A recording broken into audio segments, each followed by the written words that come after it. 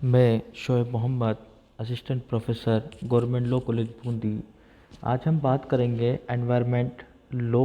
और judicial activism के बारे में। यानी कि एनवायरनमेंट एंड जुडिशियल एक्टिविज्म किस प्रकार से जो जुडिशियल एक्टिविज्म का रोल है एनवायरनमेंट प्रोटेक्शन में, उसके बारे में हम चर्चा करेंगे। पर्यावरण और न्यायिक सक्रियता। जुडिशरी जिस प्रकार से अपना एक्टिव रोल प्ले कर रही है एनवायरनमेंट प्रोटेक्शन के ऊपर या पर्यावरण को प्रदूषण से रोकने के लिए जो डायरेक्शंस दे रही है, ये जो डिसीजंस दे रही हैं, वो पर्यावरण प्रदूषण को रोकने के लिए मील का पत्थर साबित हुए हैं। तो इस विषय पर हम चर्चा करेंगे, पर्यावरण और न्यायिक सक्रियता। भारतीय संविधान ने उच्चतम न्यायालय व उच्च न्यायालयों को न्यायिक पुनर्विलोकन की शक्ति विधायिका व कार्यपालिका के कृत्यों की संवैधानिकता को जांचने के लिए प्रदान की गई है। यानी जो सुप्रीम कोर्ट है और जो हाई कोर्ट है, उनके पास जुडिशियल रिव्यू की जो पावर है, उस पावर से वो जो विधायिका और कार्यपालिका है, वो उनके द्वारा किए गए कार्यों की जांच करती है, क्या वो संवैधानिकता के दायरे में आते हैं या नहीं आते। और संवैधानिकता के दायरे में नहीं आते तो न्यायालय को ये शक्ति है कि इस प्रकार से जो उनके कार्य हैं उनको वो शून्य घोषित कर सके या उन पर रोक लगा सके। स्वतंत्रता प्राप्ति के प्रारंभिक वर्षों में न्यायपालिका ने इस संवैधानिक कर्तव्य का जो पालन अपनी संवैधानिक सीमा में रहकर किया, लेकिन पिछले 2 दशकों से जब न्यायपालिका ने ये महसूस किया कि भारत की निष्क्रिय विधायिका और दुर्बल कार्यपालिका लोक कल्याणकारी राज्य की संकल्पना को पूरी नहीं कर पा रही हैं, जब जुडिशरी ने देखा कि जो विधायिका और कार्यपालिका है, वो जो हमारे संविधान में जो वेलफेयर स्टेट बनाने की जो बात कही थी, उसके अनुसार कार्य नहीं कर रही है, लोक कल्याणकारी राज्य के की ओर अग्रसर नहीं हो रहे हैं, तब जो जुडिशरी है उसने अपना एक्टिव रोल प्ले किया और जुडिशियल जो है अपनी एक्टिविटी से कई विवादों के बारे में, कई जो ऐसे डिसीजंस दिए जिनसे कि डायरेक्शंस दिए और नए अपने आप में इस तरह के डायरेक्शंस दिए जो कि एक कानून का रूप प्रदान करते हैं और जो सामाजिक मुद्दे हैं या लोक कल्याण से संबंधित मुद्दे हैं, उनके ऊपर एक जो है साउंड रोल उन्होंने प्ले किया है। भारत के आसपास उच्चतम न्यायालय अगर किसी के अधिकारों का हनन होता है तो आर्टिकल 32 में और जो हाई कोर्ट के अंदर आर्टिकल 226 में कोई व्यक्ति जा सकता है अपने अधिकारों के, मूल अधिकारों के हनन को रोकने के लिए। उसी प्रकार से आर्टिकल 32 के जो तहत है वो पब्लिक इंटरेस्ट लिटिगेशन या जनहित याचिकाओं को स्वीकार करते हुए उच्चतम न्यायालय के विवश होकर विधि के विवेचन के साथ साथ न्यायिक निर्णयों के माध्यम से विधि का निर्माण भी करना पड़ा। यानी जो सुप्रीम कोर्ट है वहाँ पर आर्टिकल 32 के तहत संविधान की याचिका दायर की जा सकती है, तो वहाँ पर पीआईएल के माध्यम से भी, पब्लिक इंटरेस्ट लिटिगेशन के माध्यम से भी, यानी पीआईएल के माध्यम से जो कि एक लोगों के फ़ायदे की बात हो या जो एक आम जनता से जुड़ा हुआ विषय हो, लोक कल्याण का विषय हो, तो ऐसे विषय पर जनहित याचिका दायर की जा सकती है और आर्टिकल 32 के माध्यम से सुप्रीम कोर्ट में याचिका दायर करके और जो जनमानस से जुड़ा हुआ जो उनका एक उनके कल्याण के लिए, उनकी सुविधा के लिए जो कोई भी विषय होता है उसको उठाया जा सकता है। और यहाँ पर जो सुप्रीम कोर्ट है वो गाइडलाइन भी जारी करता है और नई विधि का निर्माण भी कई बार अपने डिसीजंस में करता है। ऐसे विषयों पर भी निर्णय देने पड़े जिन विषयों पर विधायिका व कार्यपालिका को प्रभावी कदम उठाने चाहिए थे। जो काम विधायिका या कार्यपालिका को करना चाहिए था वो उन्होंने नहीं किया, तो फिर जुडिशरी ने वहाँ पर एक्टिव रोल प्ले किया और जुडिशरी ने उन पर ऐसे मुद्दों के ऊपर या तो स्यू मोटो या पीआईएल के माध्यम से, जब वहाँ पर पीआईएल दायर की गई, अपने जो डिसीजंस दिए गए, गाइडलाइन जारी की गई, ऐसे मुद्दे जो लोक कल्याण से संबंधित थे या पब्लिक इंटरेस्ट जिसमें मौजूद था। न्यायपालिका की इसी प्रवृत्ति को न्यायिक सक्रियता के नाम से जाना जाने लगा। यदि न्यायिक सक्रियता की प्रवृत्ति को नहीं अपनाया होता तो जो ऐतिहासिक जनहित कार्य भारत में हुए हैं वो नहीं होते, क्योंकि इन कार्यों पर विधायिका व कार्यपालिका ने इतना महत्वपूर्ण ध्यान नहीं दिया जो कि न्यायपालिका ने दिया है। अब न्यायपालिका के वो कार्य जो कि लोक कल्याण के लिए मील का पत्थर साबित हुए वो हैं बंधुआ मजदूरों से मुक्ति मिली, बाल श्रमिकों के उद्धार के कार्य हुए, पर्यावरण संरक्षण की दिशा में प्रयत्न किए गए, मानव को गरिमा के साथ जीने का अवसर प्रदान करने के जो है सारी सुविधाएं मुहैया कराने के जो अवसर थे वो सुलभ हुए, प्रदूषण मुक्त जल एवं वायु के उपयोग का अवसर प्राप्त हुआ। हर व्यक्ति को कि प्रदूषण मुक्त जल मिल सके, पीने के लिए स्वच्छ जल मिल सके और उसको वायु शुद्ध वायु उसको प्राप्त करने का अधिकार है। निःशुल्क विधिक सहायता जो गरीब और निर्धन व्यक्ति है उनको मिल सके, इस प्रकार का जो है ये न्यायिक सक्रियता के ही परिणाम है। शीघ्र परीक्षण का अवसर यानी स्पीडी ट्रायल हो, जो भी केस कोर्ट में दायर हो वहाँ पर इसकी स्पीडी ट्रायल हो,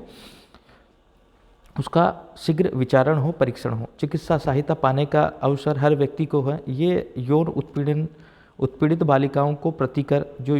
ऐसी बालिकाएं जिनका यौन उत्पीड़न हो जाता है, महिलाओं का हो जाता है, उनको प्रतिकर कंपनसेशन मिले और उनको पुनर्वास के अवसर प्रदान किए जाएं। तो इस प्रकार से ये कुछ हैं, काफ़ी सारे जजमेंट हैं जिनमें कई जो सामाजिक सरोकार या लोक कल्याण के जो जजमेंट न्यायिक सक्रियता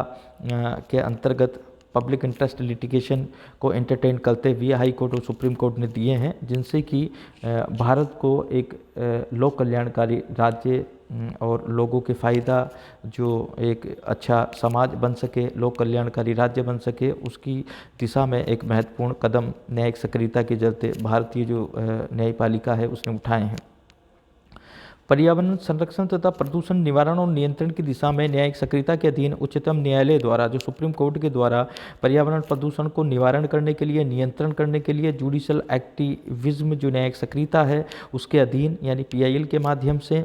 प्रमुख ऐतिहासिक व महत्वपूर्ण निर्णय निम्नलिखित हैं। यानी न्यायिक सक्रियता में सुमोटो भी कई बार जो कोर्ट होते हैं, न्यायपालिका होती है, वो कई मुद्दों को न्यूज़पेपर की कटिंग के माध्यम से या उनके संज्ञान में जब कोई बात आती है तो वो उस बात को उठा सकते हैं, डायरेक्शन जारी कर सकते हैं, या फिर कोई पीआईएल पब्लिक इंटरेस्ट लिटिगेशन लोकहित वाद दायर करता है न्यायपालिका में, तो उसके आधार पर भी उन्होंने जो न्यायपालिका होती है वो सामाजिक सरकार से या लोक कल्याण के विषयों पर अपने डिसीजंस देती है। लेकिन यहाँ पर जो एनवायरनमेंट प्रदूषण है, पर्यावरण प्रदूषण है, उसको निवारण के लिए, नियंत्रण के लिए न्यायिक सक्रियता का बहुत अहम रोल है, क्योंकि न्यायालय ने समय समय पर इस प्रकार से डिसीजंस दिए हैं जो कि पर्यावरण संरक्षण की दिशा में मील का पत्थर साबित हुए हैं। उनमें से कुछ जो महत्वपूर्ण ऐतिहासिक निर्णय हैं उनके बारे में हम अभी अध्ययन करेंगे। जैसे कि पहला जो एक केस है रूरल लिटिगेशन एंड एंटाइटलमेंट केंद्र एंड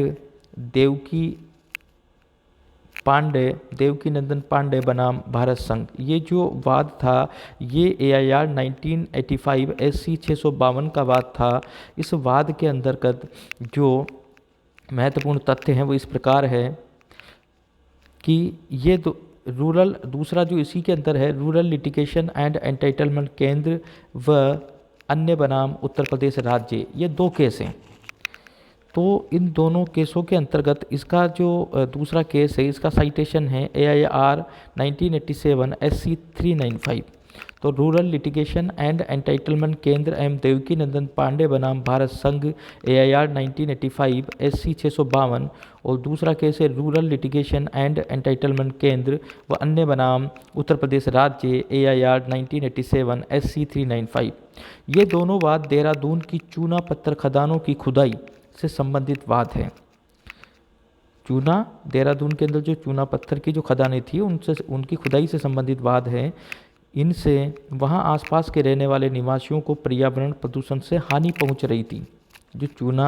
पत्थरों की जो खुदाई हो रही थी उससे आसपास के लोगों को पर्यावरण प्रदूषण हो रहा था और उनको हानि पहुंच रही थी। लोकहित वाद दायर करने पर न्यायालय ने जांच के लिए एक समिति का गठन किया, समिति को नियुक्त किया। समिति की रिपोर्ट के आधार पर इन पत्थर की खानों की खुदाई का काम रोकने के आदेश दिए गए, क्योंकि ये खदानें एनवायरनमेंट का पोल्यूशन कर रही थी और आसपास के जो लोग हैं उनको असुविधा हो रही थी, उनको हानि पहुंच रही थी। तो ये महत्वपूर्ण बात है जो कि PIL पर दिया गया माननीय उच्चतम न्यायालय के द्वारा।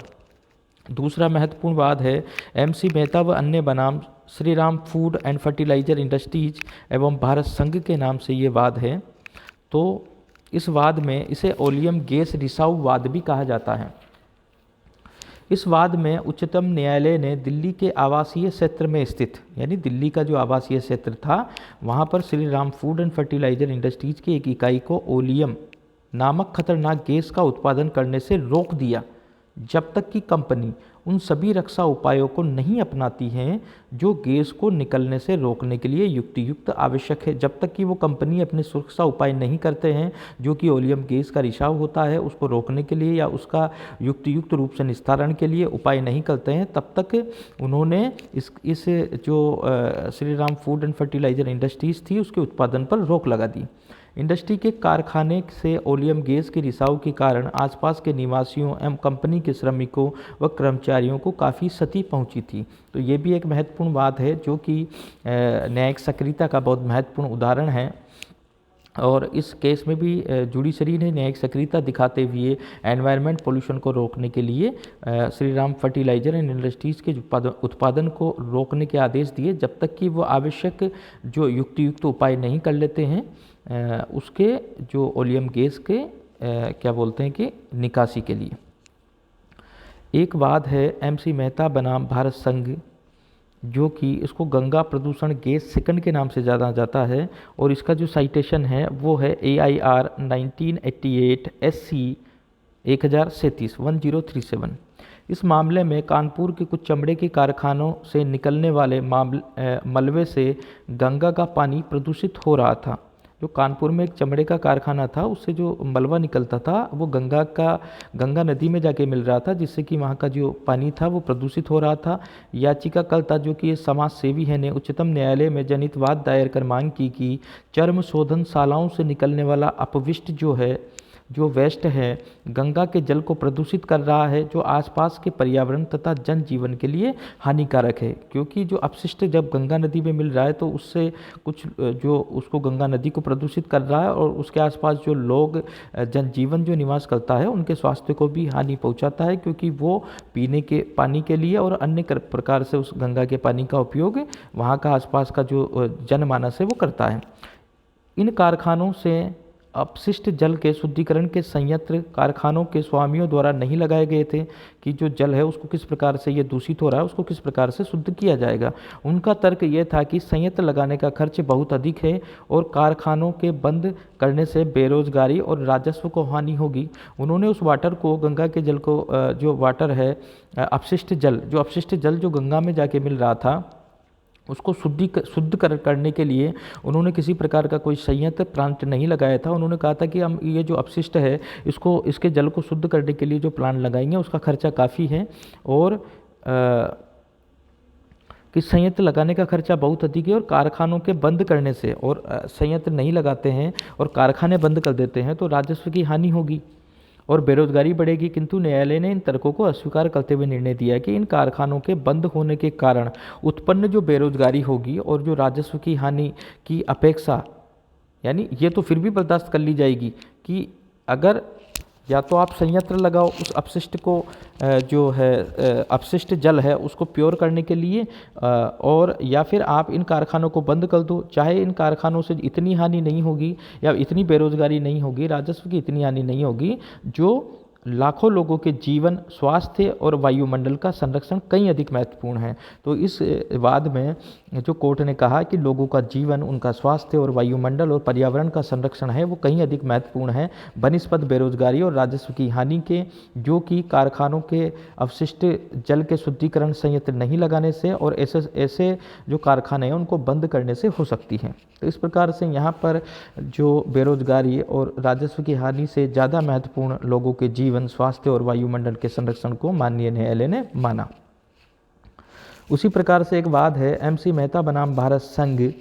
इसको गंगा प्रदूषण वाद फर्स्ट के नाम से जाना जाता है। तो जो एमसी मेहता बनाम भारत संघ का जो वाद है वो है AIR 1988 SC 1115, ये इसका साइटेशन है। इस वाद में याचिकाकर्ता ने एक जनहित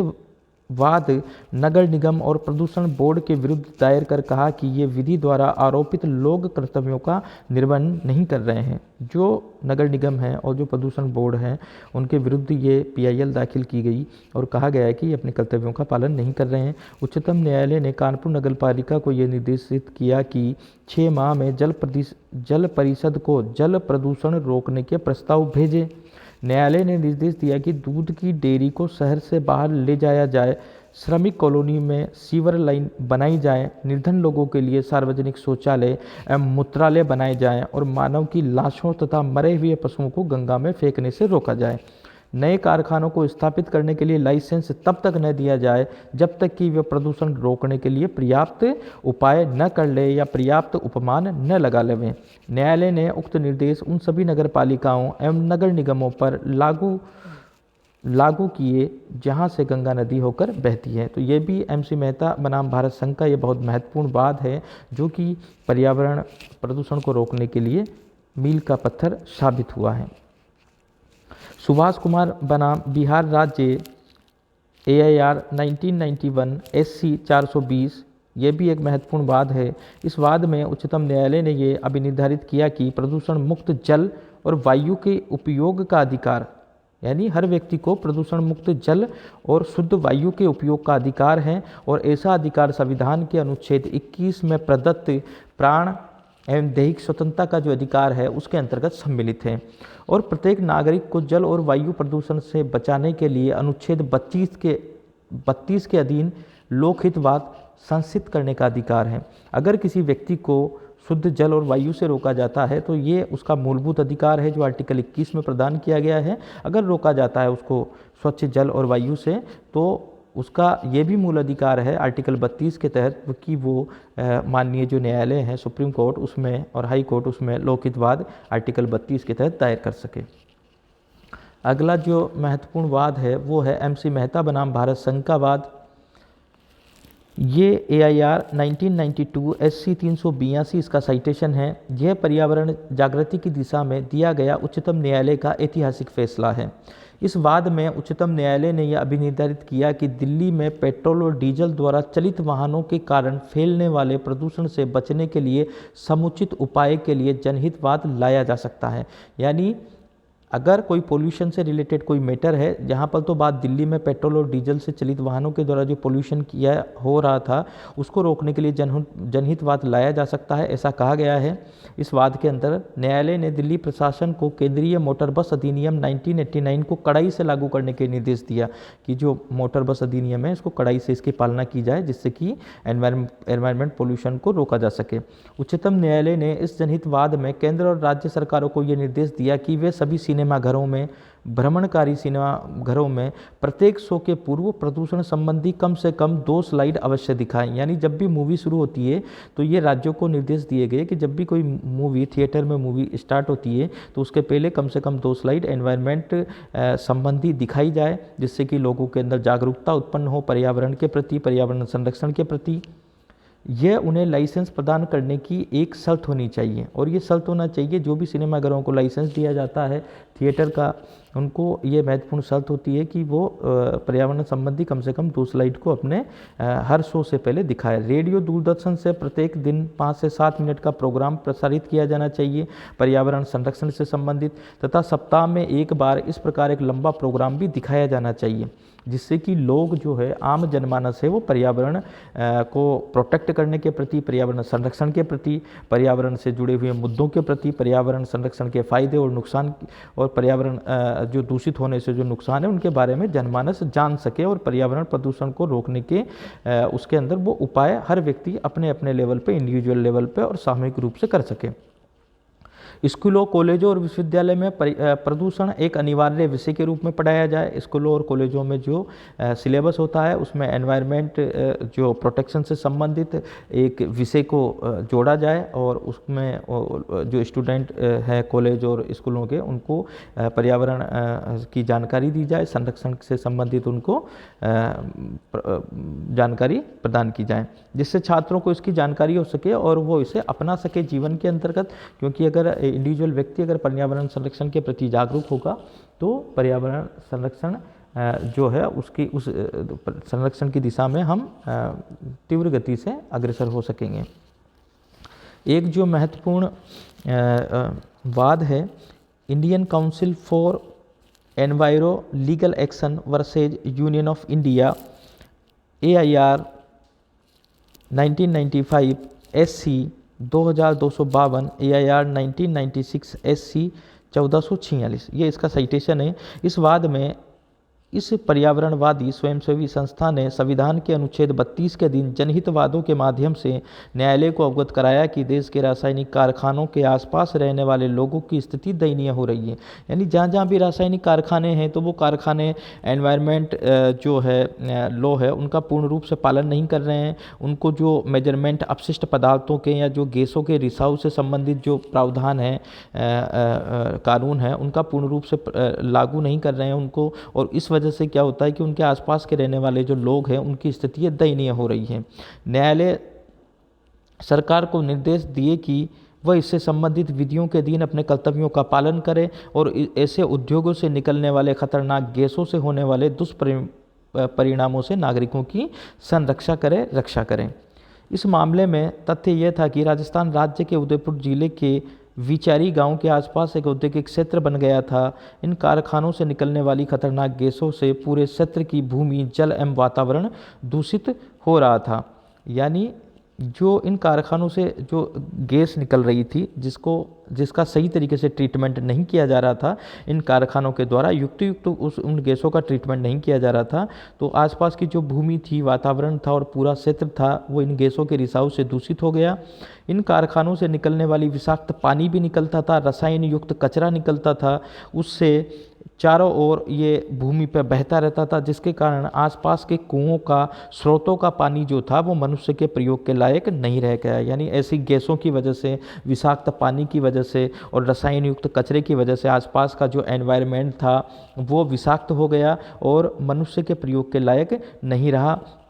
स्रोतों का पानी, कुओं का पानी और आसपास की जो भूमि थी वो उपयोग के लायक नहीं रही। इसके कारण गांव में अनेक बीमारियां फैलने लगी। ऐसी स्थिति में उक्त पर्यावरणवादी संस्था ने लोकहितवाद दायर किया। उच्चतम न्यायालय ने नेशनल पर्यावरण शोध संस्थान को उसकी जांच करके रिपोर्ट प्रस्तुत करने का निर्देश दिया। उक्त संस्था की रिपोर्ट के आधार पर निर्णय दिया जो कि कारखाने बिना लाइसेंस स्थापित हैं उनके विरुद्ध तुरंत समुचित कार्रवाई की जाए। अब तक हुई हानि के लिए केंद्रीय सरकार को अधिकृत किया कि वो इनसे प्रतिकर वसूल करें। यानी जो भी बिना लाइसेंस के ऐसे कारखाने स्थापित थे उनके खिलाफ समुचित कार्रवाई की जाए और जो हानि हुई है उसके लिए केंद्र सरकार को अधिकृत किया गया कि वो उनसे कंपनसेशन, ऐसी जो फैक्ट्रीज है उनसे कंपनसेशन वसूल करें और हर्जाना वसूल करें, और जो भी ऐसी इस तरह की फैक्ट्रीज है जो पर्यावरण संरक्षण से संबंधित जो कानून है उनका पालन नहीं कर रही है उनका कड़ाई से पालन करवाया जाए। तो ये हमने एनवायरनमेंट और जुडिशियल एक्टिविज्म के बारे में पढ़ा, और इससे आगे जो जुडिशियल एक्टिविज्म है कुछ केस लॉज हैं बाकी हैं अभी, उनके बारे में हम अगले वाले जो वीडियो हैं environment and judicial activism part 2 उसमें हम इसके बारे में अध्ययन करेंगे, चर्चा करेंगे। धन्यवाद।